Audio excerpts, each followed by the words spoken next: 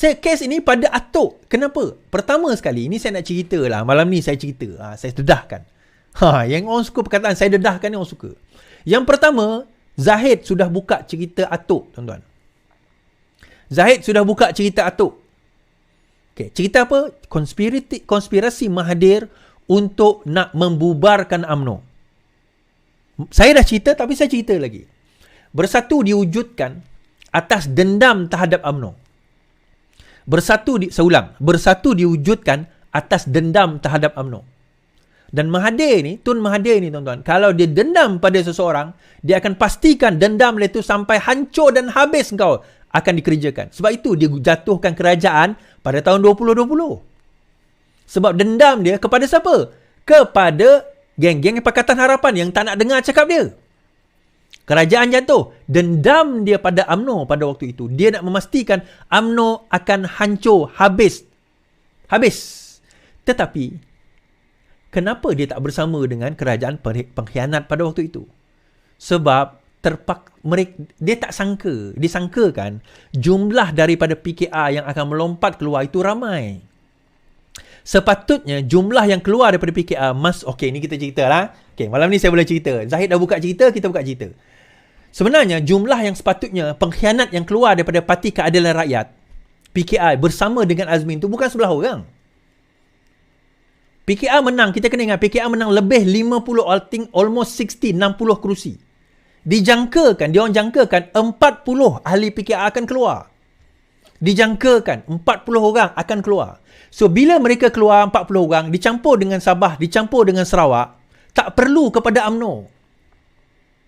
Tetapi pengkhianat pada waktu itu nampak jumlah tak cukup. Jadi mereka terpaksa pergi kepada UMNO. Dan satu lagi, GPS takkan nak bersama dengan PAS dan juga Bersatu melainkan ada UMNO pada waktu itu. Tuan-tuan kena ingat peristiwa ini. Jatuhnya kerajaan, lepas itu terus apa yang berlaku? Sabah jatuh. Warisan bertukar. Sebenarnya kalau ikut asal dia, warisan ni bersama dengan Mahathir. Asal dia. Tapi Mahathir kata disebabkan oleh ada UMNO, kita takkan nak bersama. Malam ni saya buka cerita. Zahid dah buka cerita kan? Saya boleh buka cerita lah. Kenapa nak rahsiakan benda ni? Bukan. Ni nak bagi tahu, even orang UMNO sendiri tak tahu cerita ni. Kenapa hakikat? Sepatutnya Mahathir yang bersama dengan kerajaan pengkhianat tu. Tetapi disebabkan ada UMNO kat situ, dia tak nak. Tapi Muhyiddin Yassin boleh pula dia tu tak kisah. Asalkan dia Perdana Menteri. Lantak lah. Akhirnya nasib baik, dia jadi Perdana Menteri. Mahathir Muhammad datang balik ke dalam Pakatan Harapan. Muhammad tak berjaya membentuk kerajaan. Tak apalah. Dia gagal dalam rancangan dia. Tetapi bagaimana usaha Mahathir nak menghancurkan UMNO pada waktu itu, dia sanggup buat apa sahaja. Termasuk nak dakwa nili-wili, buat kata orang putih, sesuka hati. Bukti tak cukup, asalkan boleh, penyiasatan tak habis lagi, dakwa dulu. Penyiasatan tak habis lagi, dakwa dulu. Tan Sri Shahil Samad sebut dalam kes dia. Pegawai penyiasat tu ditanya, adakah kamu sudah habis siasatan sebelum kamu dakwa Tan Sri Shahil Samad? Pegawai penyiasat tu kata belum. Kami dakwa dulu, kami tengah siasat tapi kami dakwa. Kenapa? Tuan-tuan, Ketua Pengarah SPRM ada kontrak 2 tahun. Syahril Abdul nama dia. Syahril Abdul. Dia ada kontrak 2 tahun, dilantik 2018. Tapi 2019 dia resign. Bukan resign lah, dia pencen awal. Kita kata resign, dia on extension contract. Dia pencen awal. Sepatutnya 2020. Diganti oleh Latifah Koya. Kenapa? Soalan dia kenapa? Tiba-tiba guilty conscious dia datang. Dia tengok macam mana siasatan, demi siasatan tak betul. Kan? Menteri KDN siapa? Muhyiddin Yassin. Apa orang kata? AG siapa? Tommy Thomas. Siapa yang lantik? Mahathir. Tommy Thomas ni Mahathir yang lantik. Kabinet pun tak beritahu, dilantikkan Tommy Thomas ni. Siapa yang cakap? Rafizi cakap. Dan dia pun tak setuju pada waktu itu. Tapi nak macam mana? Bukan dia tak ada dalam kabinet. Dia tak ada dalam kabinet pada waktu itu. So akhirnya ni semua permainan-permainan. Dan kita tahu sejarah tuan-tuan. Bagaimana Mahathir meletakkan orang-orang dia sendiri. Dia meletak orang-orang sendiri di dalam kerajaan pada waktu itu. Sehingga geng-geng kartel ni, geng-geng pro dia ni berleluasa. Saya ada cerita benda ni sebelum ni, tapi saya cerita secara ringkas lah. Sewaktu pada masa itu, kita ada dua tim. Satu geng tim reformasi 20 tahun, pro Anwar Ibrahim, pro Rafizi. Geng Rafizi ni, saya lah. Pro, kami tim Rafizi 2018, tim Rafizi, pro Anwar Ibrahim, pro Kak Wan masa tu. Anwar Ibrahim tak keluar lagi. Anwar Ibrahim tak bebas atau baru bebas. Satu lagi tim Kartel 2014. Tim Kartel ni terdiri daripada siapa tuan-tuan? Azmin Ali, Zuraida Kamarudin and the gang. Kan? Dan mereka ni membentuk pasukan, dan pada waktu itu sepatutnya Anwar Ibrahim sepatutnya 2018 kita tak menang. 2018 kita tak menang. Bukan tak menang, kita tak dijangka menang. Tapi Rafizi kata menang, boleh menang. Azmin kata tak boleh menang. Kajian dia orang daripada dia orang punya center tak boleh menang. Tapi Rafizi kata, Invoke kata boleh menang. So tak sangka menang tuan-tuan. Bila dah menang, naik dia orang. Kita ada senarai daripada tim Kak Wan yang sepatutnya jadi menteri pada waktu itu. Sepatutnya jadi menteri ni daripada tim Kak Wan. Tetapi King Azmin, dia memang nak jatuhkan Kak Wan. Kak Wan ni siapa? Presiden pada waktu itu merangkap isteri kepada Anwar Ibrahim, Datuk Seri Wan Azizah. Kak Wan dilantik sebagai timbalan Perdana Menteri. Padahal Kak Wan di-offer oleh Agong, iaitu Sultan Kelantan pada waktu itu, sebagai Perdana Menteri. Tapi Kak Wan kata apa? Kami ni berprinsip, kami bagi pada Mahathir. Memang saya marah juga pada masa itu. Apa Kak Wan bagi kat Mahathir? Ambil je lah Kak Wan. Tapi itu ada hikmah dia tuan-tuan. Rupanya bukan setakat kita kena berlawan dengan geng bersatu ni. Kita kena berlawan juga dengan geng dalam PKR tu sendiri. Geng-geng Azmin ni. Dan dalam pemilihan parti, saya ingat lagi, dia orang siap pakai baju kartel, tuan-tuan. Kartel. Dia orang ada dana, ada kekuatan. Dalam pemilihan parti, saya keluar duit sendiri. Saya lawan dengan tim kartel tu. Dengan dana saya sendiri, duit saya sendiri. Kan? Mereka menang. Ya, kita tak akui. Kita ni tak boleh nak lawan dia orang dengan dana dan sebagainya. Dia orang menang. Ada di antara mereka masih stay dalam PKR sekarang ini. Tak apalah. Yang cerita sekarang ni dah habis, biarkan berlalu lah. Saya dah maafkan yang kecil-kecil ni. Yang besar tu yang kita kena lawan. Disebabkan mereka berkuasa, dia jadi menteri, dia jadi timbalan menteri, dia ada dengan dana duit negeri pun dia pegang, Selangor dia pegang pada waktu itu. Kan? Pada waktu itu akhirnya mereka rasa mereka boleh menang, mereka boleh menguasai PKR. Bertanding dalam pemilihan parti. Geng mereka ramai yang menang. Tetapi geng reformasi 20 tahun, geng kami orang ni lah, kami tetap melawan, tuan-tuan. So akhirnya berlaku langkah pada tahun 2019 hujung. Kongres di Melaka. Ada orang kata saya sembang. Aku dalam parti ni, aku tahulah. Kita orang menyelusuri parti ni. 2019 yang geng gaduh tu. Yang bergaduh tu, dalam video bergaduh tu, saya ada kat situ pada waktu itu. Jangan tak tahu. Jangan kita kaki sembang. Gaduh di antara dua tim kami dan dia. Saya ada dekat, saya bertanya dengan security guard, geng squad. Squad ni adalah geng bodyguard lah, geng security guard lah pada waktu itu.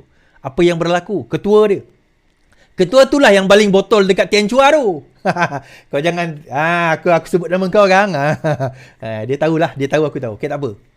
Dia cerita macam mana geng ni cuba nak merempuh masuk dalam kongres pada waktu itu. Dan kami tahan, kami lawan. Dan mereka cuba memalukan Anwar Ibrahim keluar daripada kongres beramai-ramai. Tapi kami tahu dah awal mengenai rancangan tersebut. Kami dah standby orang-orang kami. Masa mereka keluar, kami masuk beramai-ramai. Apa orang kata, dewan tak kosong. Rancangan mereka gagal. Dan setelah habis petang itu, malam tu diorang pergi ke Renaissance. Bersama dengan Azmin, bersama dengan Zuraida. Korang tengoklah ucapan macam mana dia maki Anwar Ibrahim dekat Renaissance pada waktu itu. Dan kami stay. Bagaimana saya lepas itu, geng-geng yang stay itu menggantung saya, tuan-tuan. Buat Trump charges. Ni bukan orang luar, ni orang Sarawak sendiri ni. Gantung saya. Kemudian gantung tak bertali setahun tu. Lepas setahun, dia didapati bahawa saya tidak bersalah. Next pemilihan yang tahun lepas, 2022 pemilihan parti, geng Rafizi menang, saya didapati tidak bersalah. Tak apalah, itulah nama dia perjuangan, itulah reformasi yang kita nak kena hadapi. Itulah reform. Tapi orang nak bercakap soal prinsip ni, tuan-tuan, ni lah mudah nak cakap soal prinsip. Kan? So akhirnya, adakah muda ni akan menghancurkan kerajaan Pakatan Harapan ni? Lepas pertahan pulai majoriti 2/3 kerajaan bergantung kepada muda. Kemenangan Pakatan Harapan memulihkan status quo. Bagaimanapun soal sama ada kerajaan majoriti 2/3 terletak pada muda. So akhirnya hari ini kita mengetahui bahawa muda tarik diri, so kerajaan sudah tidak ada 2/3. Adakah itu akan meruntuh kerajaan? Tidak. Kenapa penting 2/3? Mungkin ada setengah benda kita nak ubah yang mana memerlukan perlembagaan. Mungkin ada benda yang kita kena ubah di mana benda itu memerlukan perubahan perlembagaan. Tapi so far tidak ada. Dan saya boleh jangka kenapa dia keluar, tuan-tuan. Dia nak cari alasan. Salah satunya kes dia. Kedua, saya nampak ada halangan untuk memastikan bahawa kerajaan tidak boleh buat persempadanan semula. Sebab persempadanan semula ni memerlukan 2/3. Kemudian undi 18. Undi 18 kalau nak tukar balik jadi undi 21, kalau cerita kalau. Kalau nak tukar balik, nak jadi apa orang kata, jadi undi 21, maka perlu juga 2/3. Perlu 2/3. Dan hari ini daripada AMK bahawa kalau Syed Saddiq itu berprinsip, maka kosongkan kerusi kerajaan dan juga kosongkan kerusi MUA. Tetapi Syed Saddiq kata apa? Beli cermin dulu sebelum suruh saya letak jawatan ahli parlimen, Syed Saddiq, dia kata. Beli cermin dulu Syed Saddiq. Tapi saya rasa yang kena cerminkan muka Syed Saddiq lah. Dia sebenarnya bukan isu prinsip. Ini bukan isu prinsip, tuan-tuan. Ini isu kelangsungan politik si tua. Kan? Kepimpinan politik si tua, di mana pemimpin si muda nak bergabung dengan pemimpin si tua, dan kepimpinan tua dan muda ni, kepimpinan muda dan tua ni dia nak bergabung, dan gabungan mereka dinamakan kepimpinan muda dan tua, atau ringkasnya KEMUT. Dan Lok ingatkan Syed Saddiq kemenangan di MUA kerana sokongan PH. Tuan Agung DAP Anthony Lok mengingatkan Presiden Muda Syed Saddiq bahawa kemenangannya di MUA adalah kerana sokongan PH. Dia berkata demikian sebagai menjawab ancaman Syed Saddiq dan Muda untuk menarik sokongan daripada Kerajaan Perpaduan. Lok menegaskan Syed Saddiq mempunyai kewajipan dan tanggungjawab menyokong Kerajaan Perpaduan kerana undi yang diperolehinya adalah daripada undi Pakatan. Tuan-tuan, kita nak ceritalah. Syed Saddiq bertanding atas tiket Pakatan Harapan. So, kalau dia bertanding atas tiket Pakatan Harapan adakah bermakna bahawa lepas ini Syed Saddiq akan kira melompat parti? Jawapannya tidak, kerana dia en bloc. Dia jatuh keluar en bloc. Kecuali kalau dia tanda tangan.